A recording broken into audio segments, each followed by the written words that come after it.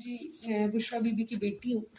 اور یہ video record کرنے کی یہ وجہ ہے کہ پچھلے کچھ دنوں میں نے میڈیا میں اپنی والدہ کے بارے میں بہت گند سنا ہے، اتنا گند سنا ہے کہ یقین مانے رات کی جو نیندیں ہیں نا وہ اڑ گئی ہیں۔ کبھی سوچا بھی نہیں تھا کہ اتنی نیک اور اتنی پردہ دار خاتون کے بارے میں یہ باتیں سننے کو ملیں گی۔ پتہ نہیں بابا پہ کوئی پریشر ہے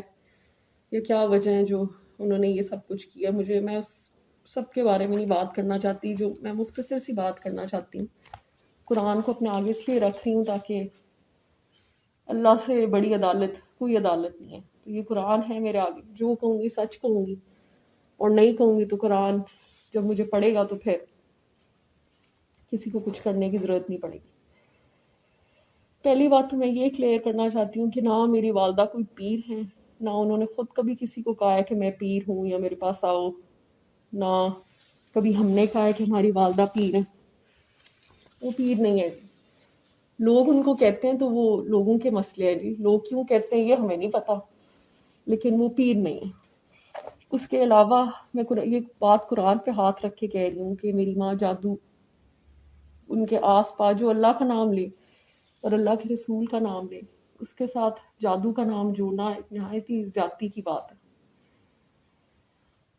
تیسری بات میں یہ کلیئر کرنا چاہتی ہوں، قرآن پہ ہاتھ رکھ کے میں یہ بات کر رہی ہوں کہ واقعی ہی خان صاحب نے نکاح سے پہلے میری والدہ کا چہرہ نہیں دیکھا تھا۔ خان صاحب جب بھی ہمارے گھر آتے تھے میری ماں اوپر سے لے کے نیچے تک پردے میں ہوتی تھی،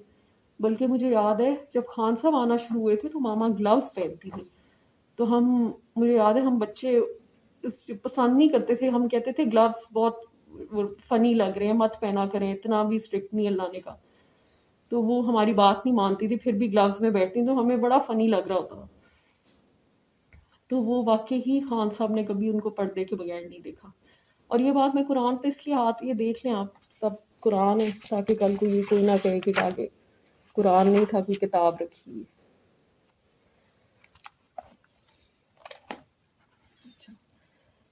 تو واقعی ہی خان صاحب نے ان کو کبھی پردے کے بغیر نہیں دیکھا۔ دوسری بات، ابھی میں ریسنٹلی ایک ویڈیو دیکھ رہی تھی جس میں میرے چچاؤں نے کہا ہے کہ میرے والد صاحب جو تھے ان کے اسپیل میں تھے۔ شکر ہے یہ تو مان کے ہیں کہ جوائنٹ فیملی تھی اور جوائنٹ فیملی میں خان صاحب ان کی پریزنس میں آیا کرتے تھے۔ دیکھیں یہ ان کے یہ اسمال مائنڈس اور ڈرٹی مائنڈس، ضروری نہیں ہے کہ اگر ایک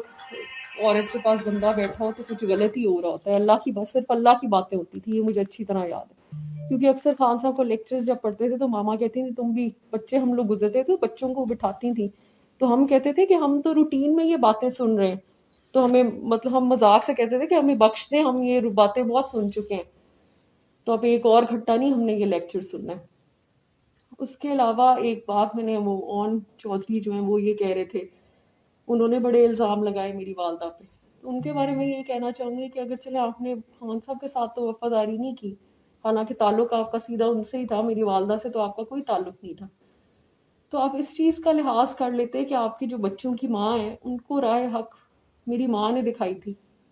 ہم سنتے تھے جب وہ آتی تھی والدہ کے پاس، اور وہ راہ حق پہ میری والدہ کی وجہ سے آئی تھی، اس چیز میں کوئی جھوٹ نہیں۔